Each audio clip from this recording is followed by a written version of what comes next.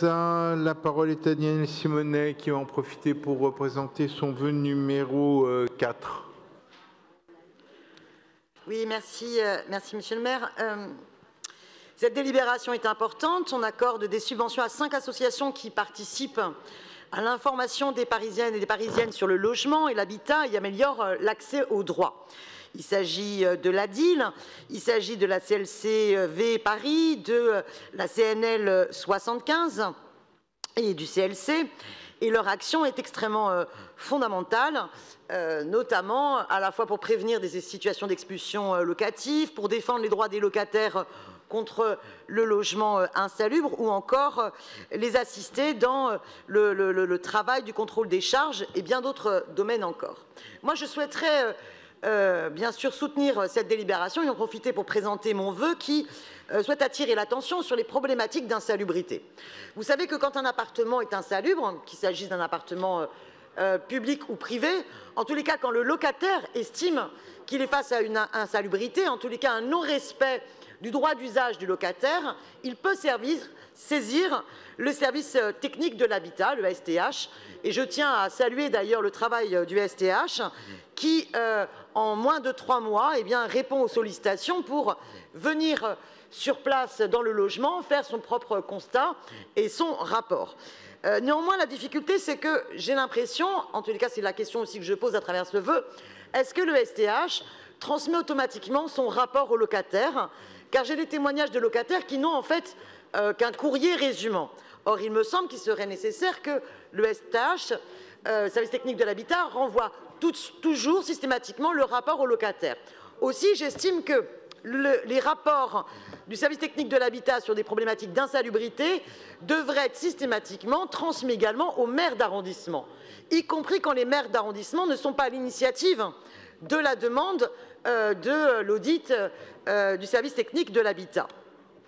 Vous savez ensuite que quand le service technique de l'habitat fait son rapport, il peut donc envoyer un courrier aux propriétaires bailleurs privés ou bailleurs publics pour faire état des travaux qu'il faudrait effectuer. Ici, l'aération est défaillante. Là, les problèmes d'infiltration d'eau demanderaient tel ou tel type de travaux. Bon.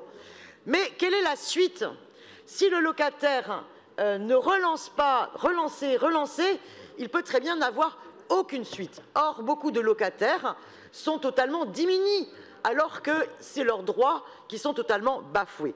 Donc, à travers ce vœu, je propose que la direction du logement et de l'habitat puisse envisager les modalités d'accompagnement des mairies d'arrondissement qui souhaiteraient créer des commissions de suivi des signalements du service technique de l'habitat. En clair, plus on mettra de démocratie, plus on mettra de liens, plus on respectera les droits des locataires.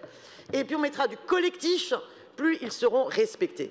Imaginez au moins ne serait-ce que 2 réunions par an pour faire vraiment l'état des lieux de tous les rapports du STH. Quels sont les propriétaires, publics comme privés, qui y ont répondu, qui ont réagi? Où est-ce qu'on en est? Avant que la préfecture, elle, puisse se saisir pour exiger et à ce moment-là poursuivre pénalement. Je voudrais vraiment insister sur le fait que les maires d'arrondissement ont une responsabilité importante. Ils sont là pour faire aussi la police du logement salubre. Ils ont donc une responsabilité importante.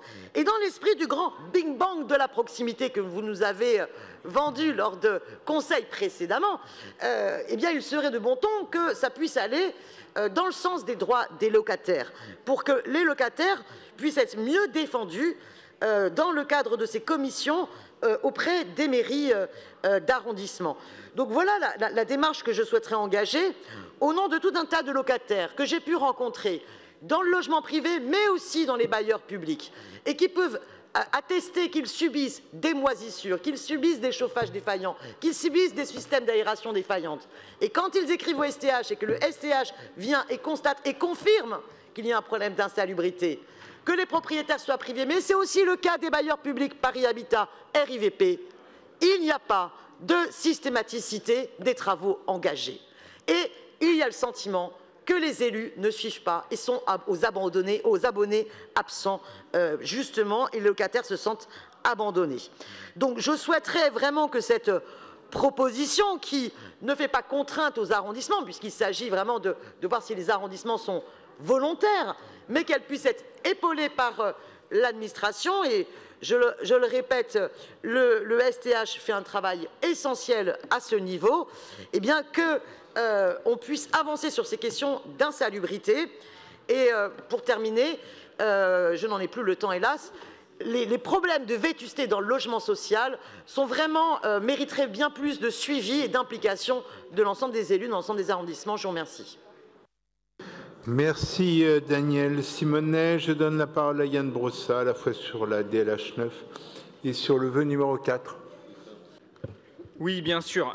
Ce sont en réalité des subventions à 5 associations qui participent à l'information des Parisiens sur le logement, des associations de locataires qu'on connaît bien, mais aussi l'ADIL. Et je voudrais vraiment saluer le travail de son président et de l'ensemble de l'équipe, son président Gauthier Caron-Thibault, une belle association, l'ADIL, qui œuvre pour l'information et l'accès aux droits des Parisiennes et des Parisiens en matière de logement. À l'ADIL s'ajoutent 3 associations de locataires, la CNL, la CLCV et SLC, ainsi que, enfin, l'OLAP qui nous aide dans la mise en place de l'encadrement des loyers à Paris. Donc, 5 associations qui méritent d'être soutenues et donc il est important que nous puissions les subventionner par le biais de cette délibération. Un mot sur la maison du logement dont Léa Vaza a parlé. C'est toujours un projet sur lequel nous travaillons. Nous avons un local et nous avons bien l'intention de l'ouvrir. L'objet de la maison du logement, c'est effectivement d'aider les Parisiens dans leurs difficultés d'accès au logement et notamment ceux qui habitent dans le parc privé, ceux qui ont besoin de faire respecter l'encadrement des loyers. Vous avez d'ailleurs vu que désormais l'encadrement des loyers pourra être contrôlé par les agents de la ville et donc ça fera évidemment tout à fait sens de l'ouvrir à ce moment-là, pourquoi pas en mois de septembre prochain. Concernant les questions posées par Daniel Simonet, j'entends bien vos préoccupations sur la question de l'insalubrité et je les partage, la nécessité d'une meilleure information, d'une implication plus forte des mairies d'arrondissement. Simplement, je ne peux pas voter votre vœu pour une raison juridique puisque les documents issus des procédures portées par le STH sont soumis au respect des règles de la Commission d'accès aux documents administratifs et la transmission de documents est extrêmement encadrée et il serait donc illégal de systématiser des transmissions comme vous le demandez. Néanmoins, j'entends bien la préoccupation et malgré ces contraintes juridiques, je suis tout à fait disposé à ce qu'on regarde comment on peut avancer. Donc c'est un vote qui n'est pas favorable, mais ça n'est pas une divergence de fond qui nous oppose et donc travaillons-y ensemble pour avancer. Merci beaucoup. J'imagine que vous maintenez votre vœu, Daniel Simonet.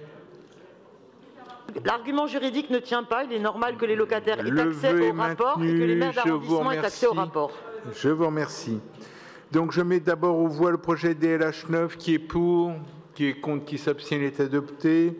Je mets aux voix le vœu numéro 4 avec un avis défavorable d'exécutif qui est pour, qui est contre, qui s'abstient, il n'est pas adopté.